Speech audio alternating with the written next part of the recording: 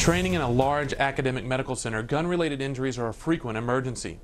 Even community EDs and rural settings will face a gunshot victim on occasion. Guns are a hot topic, and no matter what side of the debate you fall, we can all agree that gun safety is very important.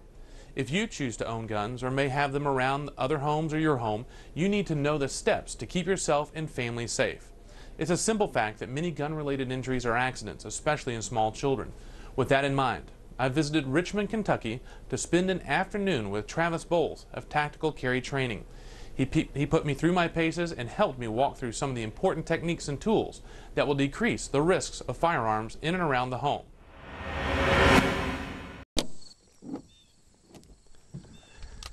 I'm Dr. Ryan Stanton for Tools of the Trade, and I'm here in the beautiful rural areas of central Kentucky to talk about gun safety. Unfortunately, about 1,000 people die every year from accidents associated with guns. Even more frightening, about 10% of those are among kids under age 6. So today, I'm joined by Travis Bowles with Tactical Carry Training, who's going to talk with us about gun safety. Gun ownership is a huge responsibility, and the first step is the purchase. So what do you look for? Get some education on the weapon, its many uses, its advantages and disadvantages before you ever buy it. Once you get the weapon, then seek training on how to use it. And then after that, keep on training to where you can use the weapon properly and safely. I need to put that in my back pocket so it didn't look like I had a...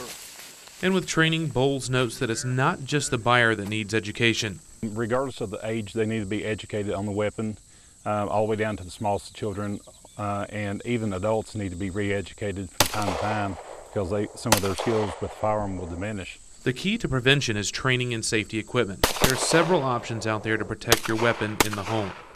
By far, the most safe and secure means of having a firearm would be to keep it unloaded, keep it in a safe, locked away. But when you think about access, you want to have quick access to the weapon, so the far other extreme would be to have it loaded and ready, which is very impractical around children or anyone uneducated about the weapon. So you have to find a happy medium in your home, what fits for you in your situation, which most of the time involves some type of lock or some type of gun safe that you can make access to it fairly quick, but it still keeps the weapon loaded and secured. In the end, it's all about the right weapon, proper training, and vigilant security that will prevent unnecessary firearm injuries and deaths. So, if you're a gun owner or have guns around the home, it's your responsibility to make sure that you have the proper training and the proper safety measures to keep you, your family, and those around you safe. I'm Dr. Ryan Stanton, and this has been some Tools of the Trade.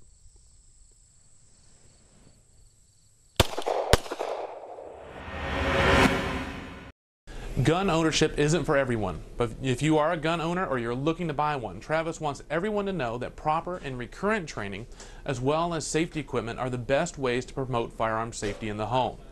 You can find out more information about Tactical Carry Training at tacticalcarrytraining.com. They have frequent safety classes, and they're always happy to help you through the process before, during, and after the purchase of a firearm. If you're a parent like me and your kids are school age, you have probably seen that dreaded lice letter from the school. What's worse is when that letter is to alert you that your child is the one with lice. I'm not sure of any parent that doesn't get a little bit squeamish with the idea of bugs living in the kid's hair. The good news, though, is that help is out there. Lice may be nasty, but they are treatable. In that case, you have to know who to call, and it's not the Ghostbusters. It's the Nit Nanny. Betsy Harrington is her name, and the Nit Nanny is her game. She brings to bear the most up-to-date and safest lice treatment on the market. I talked with Betsy about the challenges of lice care and what you have to do to rid Junior Scalp of this classroom pest.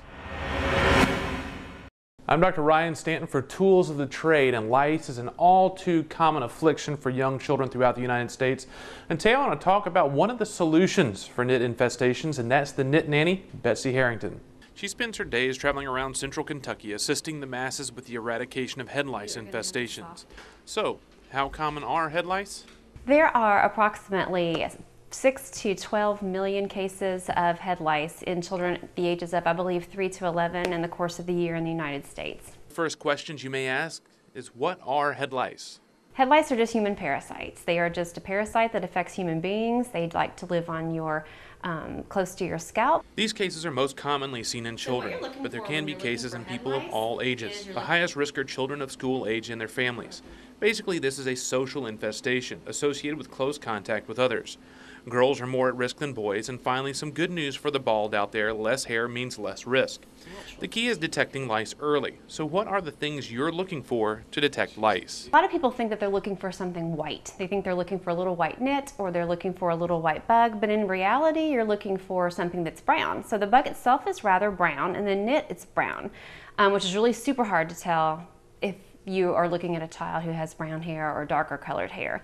The biggest question is not that you have lice, but more importantly, how do you get rid of them? Mine is more not so much killing the bug as it is removing the nit, which is the next generation of lice. So there are pediculicides that will actually kill a bug in most cases. Some have become resistant to pediculicides, which is why my form of treatment is a little bit different. The Nit Nanny's treatment takes about 2 weeks, and she can provide the service or help guide you through the process.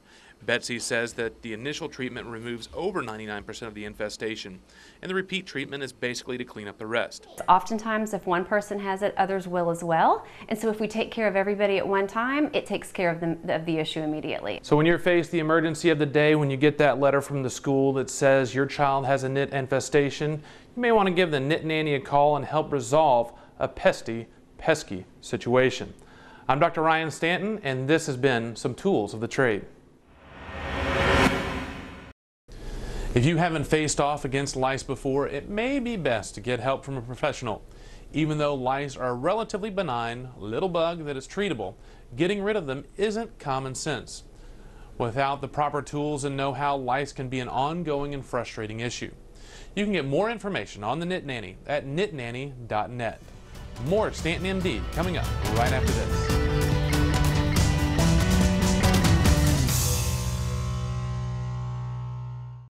Do you own or work for a business that advances health and safety of the public or its employees? Then you may be interested in becoming a sponsor of Stanton MD. There are various opportunities for sponsorship, from the show to the website, social media, print, or a combination. For more information on becoming part of Stanton MD, contact Jen at info@stantonmd.com. That's info@stantonmd.com. Now, back to the show.